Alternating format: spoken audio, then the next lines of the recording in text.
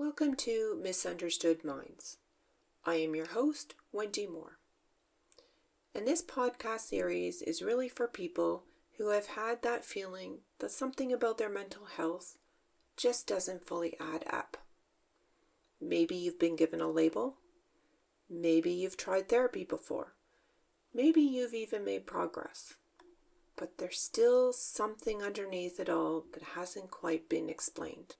This is a space where we slow things down just enough to actually understand what's going on beneath the surface without overcomplicating it and without turning it into something overly clinical.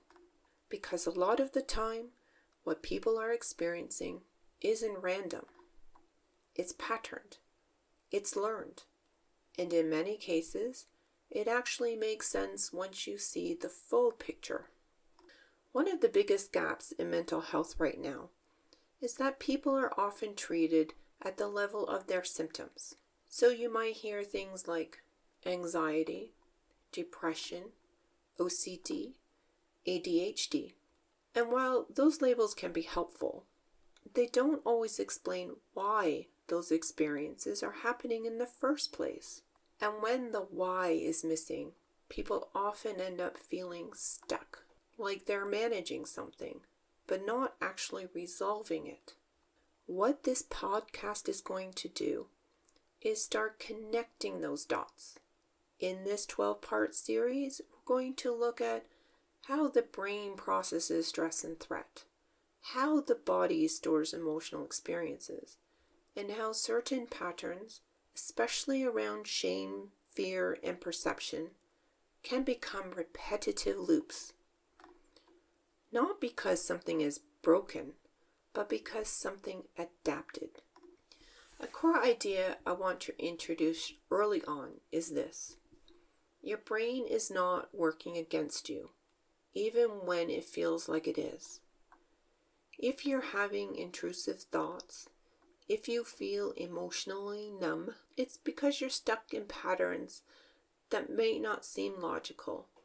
There's usually a protective process underneath that. The difficulty is that these protective processes don't always update when your environment changes. So something that helps you cope at one point can start to feel like it's working against you later on. And instead of recognizing it as protection, it gets labeled as a dysfunction. Let's ground a few key ideas in a way that actually applies to real life. The first is trauma. Trauma is often misunderstood as something extreme. But in reality, trauma is anything your system experienced as overwhelming or too much to process at the time. That can include something that happened suddenly, something that happened repeatedly, or even something important that was missing. It's about what your system experienced as overwhelming, unsafe, or too much to process at the time. And when something isn't processed, it doesn't disappear. It simply gets stored. It's less about the event itself and more about how your system responded to it. Emotional regulation. This is about your ability to stay connected to what you're feeling without becoming overwhelmed or shut down. So when regulation is working well, you can feel emotions, process them, and move through them. But when they're disrupted, you might notice shutting down or going numb, feeling flooded or reactive, or feeling disconnected from your own responses. And importantly, this isn't a personality issue. It's a nervous system issue. And let's move on to nervous system. The easiest way to think about your nervous system is that it's constantly scanning for safety. Not logically, but automatically. It's asking, am I safe right now? Or do I need to protect myself? And when it detects threat, whether real or perceived, it shifts you into protection modes like anxiety, shutdown, hyperfocus, or avoidance. The problem is, It doesn't always distinguish between past and present. And if something in the present moment feels even slightly similar to something from the past, it can trigger the same response, even if there's no real threat now. Let's move on to the loop experience. A lot of people describe feeling stuck in loops. The same thoughts keep coming back, the same emotional reactions repeat, the same fears don't seem to resolve.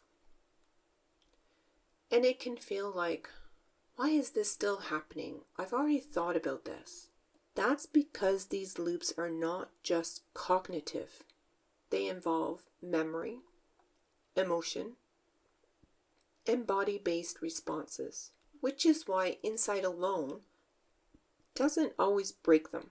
And that loop can show up as intrusive thoughts, emotional numbness, hyper-awareness, or persistent anxiety.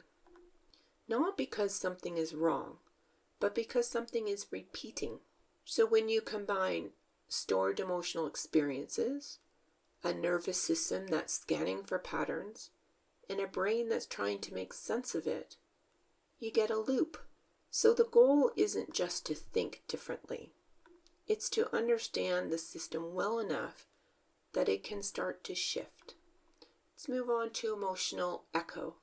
Instead of thinking of emotions as something that just happens, it can be more helpful to think of them as signals. But when those signals don't get fully processed, they echo, meaning they come back, not because they're new, but because they're unfinished. What makes this podcast different is that we're not just going to talk about symptoms. We're going to track the pattern underneath them. We're going to look at how loops form, how they sustain themselves, and how they begin to loosen.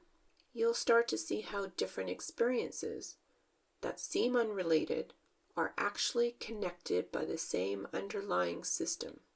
And in this podcast, I draw from different approaches to understanding mental health, like EMDR, internal family systems, parts work, and compassion-focused therapy. These approaches all share a similar idea, that our thoughts, emotions, and reactions aren't random. They're shaped by our experiences and often serve a purpose.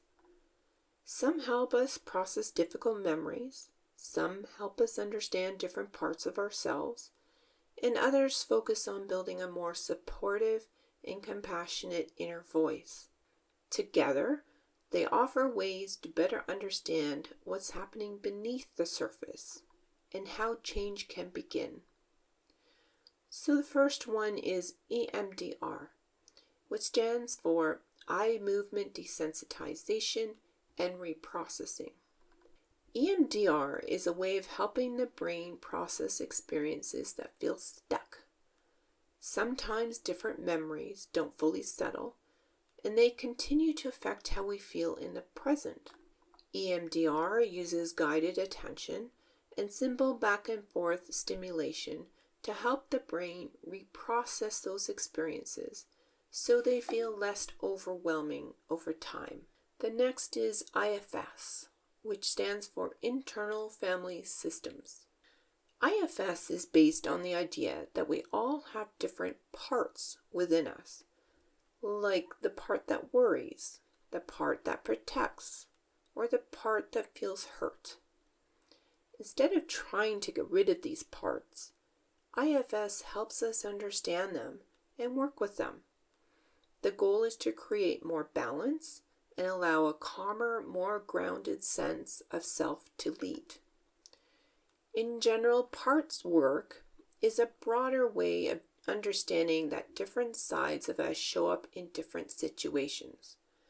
For example, one part of us might want connection, while another part pulls away to stay safe. Rather than seeing this as conflict, parts work helps us understand why each part exists and what it's trying to do for us. The next is CFT, or Compassion-Focused Therapy. Compassion-focused therapy helps people develop a more supportive and understanding relationship with themselves.